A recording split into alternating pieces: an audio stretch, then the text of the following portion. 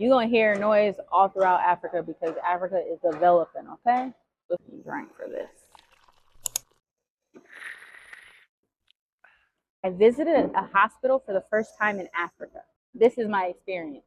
I was sick when I first got here to Africa after a month or two of being here because your body has to adjust to that atmosphere, the hemisphere, whatever. I was sick, and so is my daughter and my son. We all had something going on, so we had to go to the hospital. So, boom. All right, you guys. So picture this: I'm walking in the hospital, the Coptic hospital, and we're walking in, and obviously we're all not feeling well. But I noticed that the hospitality there, hospital hospitality, was great, and it was clean. The reception area was big, and so we walk in, and as soon as I walk in, somebody greets me. I have to clean my hands, of course, go through the security check. Most places, if not all, are like that.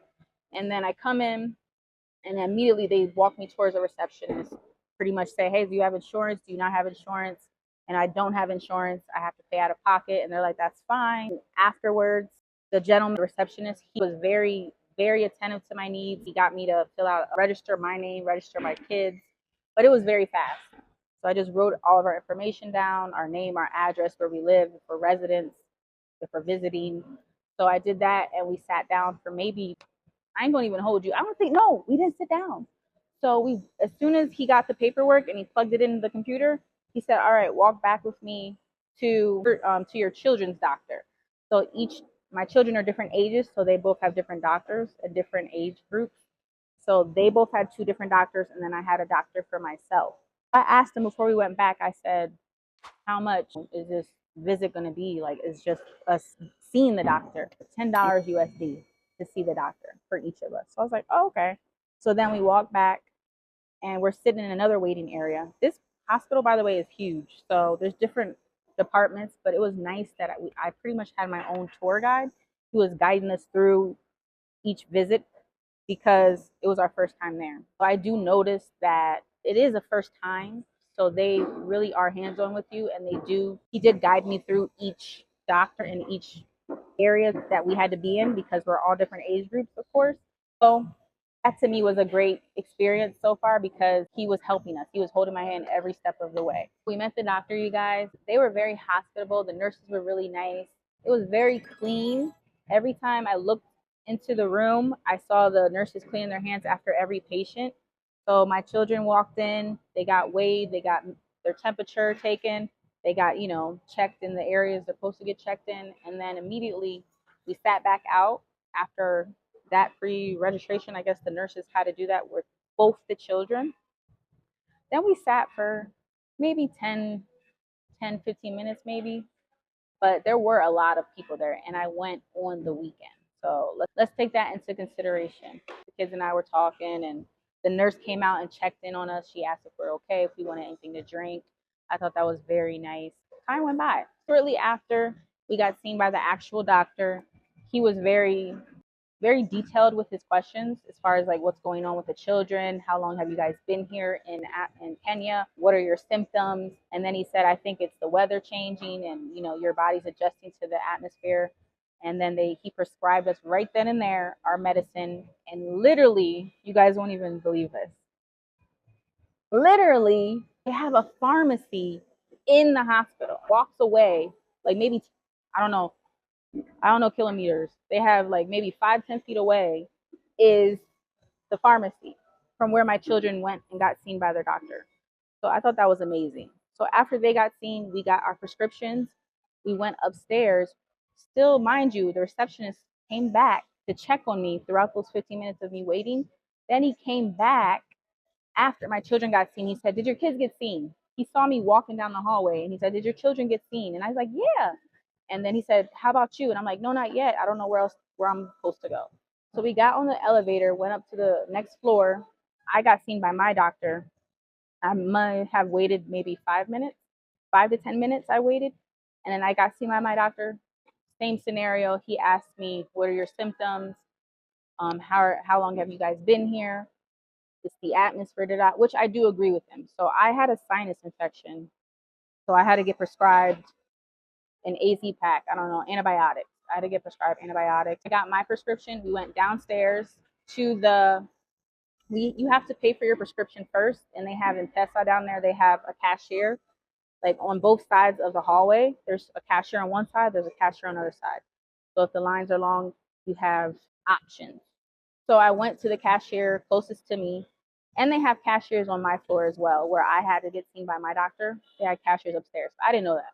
So I just came downstairs where the pharmacy was, and I got seen immediately to pay my prescriptions. All together with my 3 medicines I had to get, my daughter's 3 medicines, my son's 1 medicine, it was $70 for everything. And I still have these medicines till this day. After I paid for the medicine, I went and wait and gave my prescription to the pharmacy, to the pharmacist, and I sat there and I waited. I think a total of all the waiting that we did was 30 minutes. So I waited an additional 10 minutes. We got our medicine, and while we were getting our medicine, they packaged it so nicely. Like I said, it was clean in there. They had a water dispensary so you can make your water hot and then get some tea. So that was nice to sit there and just chill, sip on some tea. So they had baridi and they had moto, maji. Moto means hot in Swahili, and baridi means cold in Swahili. And maji means water in Swahili. You guys didn't know you're gonna get a Swahili lesson too. By the way, I do this in all my videos. If you want to check out my other videos about me talking about life here in Kenya, click the link and make sure you guys like, share, and subscribe. So we're waiting for our prescriptions, and we get called up. The pharmacist explains, "You guys have any questions? You have any questions about your medicine?" And I say, "No, it's pretty much they have the directions right there on the prescription." He explains anyways for Ezra, for my daughter. He explains anyways the information because hers was more a little detailed. Then he told me what I had to do: make sure I drink my water, make sure I don't drink alcohol. I guess no margaritas. Give me one margarita. Oh my god. Anyways, so after that, we decided we wanted to eat. Went to the cafeteria. They have a cafeteria right near the reception area on the first floor. As soon as you walk in the hospital, and we got treated right away. They gave us Kenyan dishes, Kenyan-based dishes. They had samosas, they had rice, they had ugali, they had beef stew. It was cool. So we sat down and ate that, and that was inexpensive. I think the out of the whole visit, the cost for our whole visit, including our lunch, was underneath 100 USD. Mind you, the medicine that I took for myself and my daughter, we still have it. Prescribed us with enough medicine to last us this long from October to now, which we're in September now. Use it as much because our bodies have adjusted, but I do have allergies. So I just want to let y'all know a little scope of my experience at the hospital for the first time. Like I said, it's never fun to be sick. It's never fun to not know what's going on with your body. But the visit itself made me feel more secure and safe here. And it was my first time. And they treated me with such care, and they understood that I wasn't feeling well. I had 2 little kids with me. My husband was away on business at the time. So I just felt like, you know, I was nervous because I never been to a hospital, obviously out here in Nairobi, Kenya by myself. And I didn't know the functionality. I didn't know where to go. So the fact that the receptionist became my tour guide, and he guided me through the whole process, to the nurses, to the doctors, to the cafeteria workers, they were all helpful. And like I said, we just got here in September, and then I got sick in October. Towards the end of October, I got sick with the climate changes in my body. So I just wanted to tell y'all this story to let y'all know, like, don't be scared. Obviously, you may be anxious, you may be reserved in a lot of ways. You may be like, I don't know. You have to get out of that mindset and just keep in mind that they have amazing places here that are going to take care of you and treat you right. They have these places for you, and they're going to treat you with hospitality. They're going to be clean. They're going to be accurate, and they ask you detailed questions to make sure that they prescribe you a diagnosis. So the doctors ask you detailed questions, not based off of a questionnaire sheet. They ask you these questions based off what your answers are. So if you're saying I have a headache, they don't immediately go to, oh, you have this or you have that. They break it down more, like, when did this headache start? When did you feel like you had this headache? Where were you? Where did you come from? How long were you here? So it's very detailed. So I appreciate Coptic Hospital for taking care of myself and my 2 children. I would say if I had to give y'all an exact amount, it was 80 USD for everything. My medicine, my food, to pay for the prescriptions, to pay for the visit itself to see the doctor, all of it underneath 100 USD. I had reservations of going to a hospital in Africa because of my ignorance, to be honest with you. I thought we were going to a third world country, even though I did YouTube. I researched on YouTube. My husband and I researched. He showed me places that were actually developed in Africa, and I was still shocked. But all those years of being conditioned that Africa is a third world country was still in my mind. It's literally seeing is believing. So I'm emotional. Wow. Why the hell do I cry all the time? But I'm upset with myself because I really still thought that I was going to a third world country, even though literally people like me on YouTube are showing me, hey, Dorothy, this is really here. But I really still had to see it to believe it. Like I said, I was conditioned for 32 years to believe that Africa was poor and impoverished and people were just walking around half naked. And it was just like, that's why I still thought that way. But when I actually went to the hospital, I'm just like, wow, it's better to me. This experience was better than the experience I would get in the States going to my normal hospital that I'm used to going to whenever I get sick. Yes, it is better if you guys come here to actually see for yourselves that this is a very developed country here in Nairobi, Kenya. And I'm pretty sure there's a lot of other developed countries that we have yet to touch base on and see through this channel. But you guys will start to see more of those countries as well. But based in Nairobi, Kenya, it is extremely developed. And I highly recommend you guys come here to see that for yourselves because you can do all the research in the world. That's one of the reasons my channel is here to show y'all how Africa is, how Nairobi, Kenya is. But once you see it and you're motivated and you're pushed to go do it, just do it. Stop continuing to do research. If you're researching for 2 years, there's no more research, y'all. Just come. Puja. Like, just bring yourself here, Hapa, and you will know, wow, what I research is great, but coming here is even better because I actually see it now. Now your mind will register that it's real. Seeing is believing. Good one. I was I felt at home. I felt like my mom or my family or my aunt was taking care of me. My uncle was looking out for me when I saw just black staff. It's becoming normal now. At first I was like, "Oh my god, there's nothing but black people here." Like, when you see a black person in the States, especially if you live in a area where you're the minority, you go like this. You be like, "Yo, what up?" Or you guys make eye contact and you're just like you're excited because you're like, "Oh, I'm not the only black person here." Here, you're the majority, and it feels good. It feels really good to have a black nurse, a black receptionist, a black doctor, black pharmacist taking care of you. I feel like they feel you more. They see you more. They see you. They see your pain more. We're seen as, oh, you're a strong black woman. You'll be all right. Your pain is lesser than anyone else, and that's not true. We feel pain too. We get hurt too. More black women die on the table giving birth than any other race because they don't take our pain seriously. But here, they take it seriously. They see you for what it is. You say, hey, I'm on a pain scale of a 10. They're going to handle you as a 10. They're going to treat it as an emergency. Okay? Sawa? It's very important to be seen and treated by your people because they're going to treat you as if you're their sister, dada, you're their brother, kaka. They're going to treat you as if you're their own. I felt very safe visiting the Coptic hospital for the first time as a black woman in Africa, Nairobi, Kenya, to be exact. I felt very safe. Actually, you guys, building manager in my apartment building, everybody knew that I wasn't feeling well because they weren't seeing me.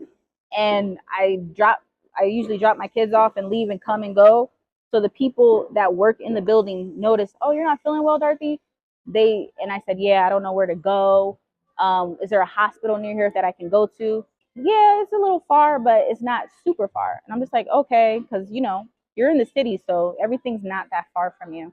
My building manager drove us. he said, I can drive you guys. Do you want to go tomorrow? And I was like, yeah, that'd be great. So he knew I wasn't feeling out, or my kids. So he just drove us. And as soon as we got there, he made sure we got in. He gave us a thumbs up as soon as we walked in the building. And he said, I'll even come and pick you guys up. That's how connected and communal it is here. Everybody's looking out for each other. Everybody wants to make sure you're good, you're healthy, you're safe, you're taken care of. I have never experienced this type of hospitality from strangers in the States that even are my own African American. I think it's because how we were raised. We were raised to be individualism and look out for ourselves and take care of ourselves and F everybody else. So we're not even humanitarian. We're not even humanly to other humans. Not empaths to other people's pain. It's immune to us. We're like so numb that we can't even realize, oh my God, you're sick. Let me help you out. Let me take you to the hospital. Like even with our own family, we'd be like, all right, well, get well. Bye. Like, but here they make sure you're safe. They take you to the hospital. People care, and it feels good to feel that, and it feels great to feel safe and be seen. So shortly after we got home from our first hospital visit, within 5 days we got better. So the medicine worked, you guys, and it was such a relief to feel better. You're in a new country, you don't want to feel sick ever, but you want to explore, you want to make sure your kids are right, be the best mom you can be the best version of yourself you can be. So the medicine helped. So it was a major relief. The doctor prescribed the right medicine, and they weren't pushing pain meds on me. I wasn't feeling well, but they gave me medicine to heal what was going on inside, not to ease the pain. He didn't give me any pain meds. He didn't, obviously my kids didn't take any pain meds. It was just straight, here goes. I had the sinus infection, so he gave me a Z pack is what they call it in the States, which is an antibiotic pack. He gave me an antibiotic pack to treat that sinus infection I had. And we're in the city, so there's a lot of pollution and whatnot. So that's most likely what triggered that and caused that infection. So that's what got treated. And I just, over time, my body adjusted and got better. And I haven't had another issue. I think I had similar issue, but it was just the seasons are changing. So my eczema flared up. I got this cream at the pharmacy. It has no steroids in it. It healed my eczema. It healed my daughter's eczema. So, and I do believe it's a lot of what you consume in your body. Of course, it's whatever goes in your body must come out. So our eczema can get triggered from different foods, but I definitely know it gets triggered from the atmosphere. So that's what triggered it. And just eating right, drinking your water, drinking your maji, you'll get better. And you just got to wait it out and not take those steroid creams that can fix it. We're so used to getting treatments that will heal you overnight. But when you do it the natural way or the right way, it's going to take some time, but you will see results. You just got to stick with it. They were treating the issue at hand, not masking it, not making us come back for more pain meds and money. Like they weren't trying to look for more ways to give us a bigger bill so that we pay more money to the hospital. They were looking to treat us as individuals. They saw us as individuals, not as a number, as a, oh, this is another, I got to get at least $200 from this person. I got to get at least $300 from the kids. Like, no, we were seen as as our issues, and they heard us and they diagnosed the proper medicine. So during my waiting time for my doctor to get seen by my doctor, the receptionist came to me and he said, hey, let's go upstairs. You said you wanted to get tested for COVID and make sure it's not COVID. And we all went upstairs to a different floor. He guided us, went on the elevator, and myself, my two children got tested and got blood work for COVID, for any other disease, because I actually thought it was malaria as well, because mosquitoes have been enjoying this blood. But thankfully, thank God, it was none of that. And we came back downstairs within that 15-minute time frame, and then I got seen by my doctor. I got my medicine, the Z pack. My daughter got her medicine. My son got his medicine. We all got our medicine, and it was all still underneath $80. Getting seen by the doctor, getting checked in by the receptionist, getting registered, getting the blood work, getting COVID tested, getting malaria tested, getting cafeteria food. All of that was under $80 USD. So it's very inexpensive to get treated. A lot of people have these questions about, oh, how much is it out of pocket versus having insurance? I do know there's international insurance that you can purchase and be able to use it mostly worldwide, I'm assuming. But we chose to do out of pocket, and it was inexpensive, very much so that we were able to get food as well, and still had money to spare as we were leaving the hospital. Because, you know, as you know, moving across the world, you have to budget for anything and everything. So I didn't expect to get sick, but this fly, you're gonna be in a warmer climate, and you're gonna be around flies, mosquitoes, bees, birds. Lord, just know, protect your head. Oh no. Anyway, I'm being serious though. Like, that's the only thing people forget about. You gonna get sucked. That sounds crazy. You gonna get mad mosquito bites. Please like, share, subscribe to support your girl. I will be showing more of Kenya, more experiences here. When you guys like, share, subscribe, that is supporting my channel. So if you really enjoy what you're seeing, and if you want to see more of it, you need to like, share, subscribe. Sawa? Sante. And hit that notification bell as well, you guys, so you can be alerted whenever a new video drops, because you never know. It's not a schedule. It could happen any day. So make sure you guys hit the notification bell so you know when a new episode hits your timeline. I don't know what it's called on the darn. Hit your feed.